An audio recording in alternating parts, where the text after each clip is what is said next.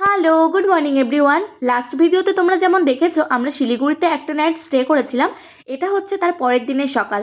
সকাল এখন 7:30-8টার মতো বাজে। আমরা সবাই মিলে ঘুম থেকে উঠে পড়েছি বাড়ি ফেরার উদ্দেশ্যে। তো বেরিয়ে পড়ে সবার প্রথমে পেট্রোল পাম্পে দাঁড়িয়ে গাড়িতে তেল ভরিয়ে নিল। আর আমরা এদিকে চাটা খেয়ে একটু ফ্রেশ হয়ে নিলাম। দীর্ঘ এক সপ্তাহ সবাই মিলে থাকার পর আজকে আমাদের বাড়ি ফেরার পালা। সবার জন্য কিন্তু ভীষণ মন খারাপ করছিল। তারপর টোলের এখানে পপকর্ন বিক্রি হচ্ছিল দেখে সবাই মিলে 2-3 প্যাকেট পপকর্ন কিনে নিলাম। তারপর আরেকটা জায়গায় দাঁড়ালাম রাস্তার ধারে একটা নর্মাল ধাবা দেখে। তো এখান থেকে এখন আমরা ব্রেকফাস্ট করব। তো ব্রেকফাস্টে নিয়েছিলাম লুচি, একটা ফুলকপি বাঁধাকপি দিয়ে একটা সবজি ছিল, আলু ভাজা ছিল আর সাথে ছিল স্যালাড। তো সবাই মিলে ব্রেকফাস্ট করে সোজা বেরিয়ে পড়বো। আশা করি সন্ধে ওই 7-8টার মধ্যে আমরা বাড়ি পৌঁছে যাব। তো দেখতে দেখতে দেখো আমরা এখন ফারাক্কা ব্যারেজ ক্রস করছি। তো আগের আসার ভিডিওতে তো তোমাদেরকে দেখিয়েছি ফারাক্কা ব্যারেজ, কিন্তু সেটা আমরা রাত্রেবেলা ক্রস করছিলাম, আমরা তেমন ভালোভাবে দেখাতে পারিনি, আর আমিও তেমন ভালোভাবে দেখতে পারিনি। তাই এখন দিনের বেলা দেখছি। তবুও দেখো পাশ দিয়ে ট্রেন যাচ্ছে, তেমন ভালোভাবে দেখা যাচ্ছে না। তবুও যতটা দেখতে পাচ্ছি ওই পাশে কিন্তু জল পুরো ভর্তি। আর এখন যতটা না জল আছে, বর্ষাকালে কিন্তু এর 3 ডবল জল থাকে। আর এই ফারাক্কা ব্যারেজে কিন্তু 109টার মতো গেট আছে। কিছু কিছু গেট ফেলা আছে, কিছু কিছু গেট তোলাও আছে। আর যখনই এই ফারাক্কা ব্যারেজ ক্রস করা হয় তখনই কিন্তু মনে হয় যে আমরা উত্তরবঙ্গে ঢুকে গেছি। আর যখনই আমরা এই ফারাক্কা ব্যারেজ ক্রস করে ছেড়ে যাই তখনই কিন্তু মনে হয় আমরা উত্তরবঙ্গকে ছেড়ে এবার দক্ষিণবঙ্গের দিকে প্রবেশ করছি। তো সামনে একটু জ্যাম ছিল তাই গাড়িটা একটু আস্তে আস্তেই চলছিল। আর পুরো গাড়িতে কিন্তু আমরা লাউডে গান চালিয়ে সবাই মিলে আনন্দ করতে করতে এসছি।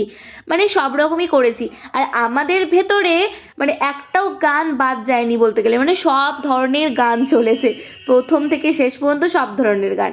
তারপরে দেখো আবারও চলতে চলতে দাঁড়িয়ে পড়েছিলাম রাস্তার ধারের আরেকটা ধাবাতে লাঞ্চ করার জন্য। সেখানে দেখলাম এখানে বদ্রি পাখি বসে আছে।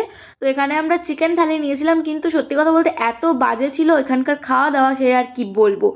মানে হোটেলটা এত সুন্দর, অ্যাম্বিয়েন্স দেখে ঢুকলাম, দেখো হোটেলটা দেখে মনে হচ্ছে কতটা সুন্দর, তাহলে এর খাবারটা না কতটা ভালো হবে এই দেখে কিন্তু আমরা ঢুকেছিলাম ভেতরে, কিন্তু এর খাবার ছিল অতীব জঘন্য।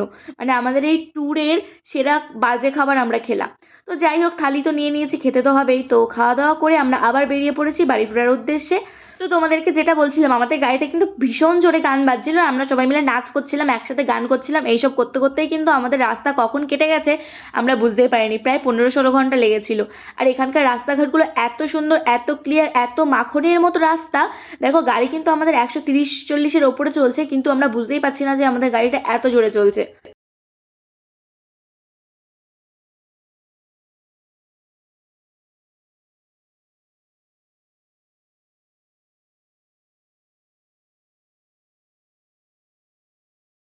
এখন কিন্তু বিকেল হয়ে গেছে আর আমরা আবারও একটা হোটেলে দাঁড়িয়ে পড়েছি চা খাওয়ার জন্য। আর দেওয়ারঘরও একটু রেস্টের প্রয়োজন, কারণ ও এতটা রাস্তা একা একাই গাড়ি চালাচ্ছে।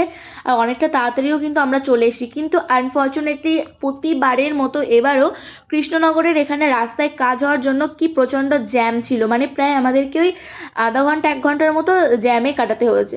তো যাই হোক, জ্যাম ট্যাম কাটিয়ে আমাদের সাথে আর যারা ছিল তারা হাবড়াতে নেমে গেল ট্রেন ধরে, তারা বাড়ি পৌঁছে গেছে। আর আমরা এখন চলে এসেছি বসিরহাটের সোনা হোটেলে। আর বসিরহাট চলে এসেছি মানে আমরা কিন্তু বাড়ির কাছাকাছি চলে এসেছি। কিন্তু এখন বাজে 11:30-12টার মতো, বাড়ি গিয়ে আবার রান্নাবান্না করতে হবে, খাওয়া দাওয়ার ঝামেলা বলে আমরা সোজা সোনা হোটেলে নেমে পড়লাম এখান থেকে ডিনার করবো বলে। তো নিয়েছিলাম আমরা মিক্সড ফ্রাইড রাইস 3টে, আর একটা ছিল বাটার নান, একটা ছিল গার্লিক নান, আর সাথে ছিল 2টো মকটেল, একটা ছিল কিউই মকটেল, একটা ছিল ব্লু লেগন।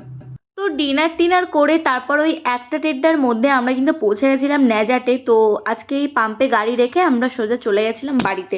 দেখা হবে পরবর্তী আরেকটা ব্লগে।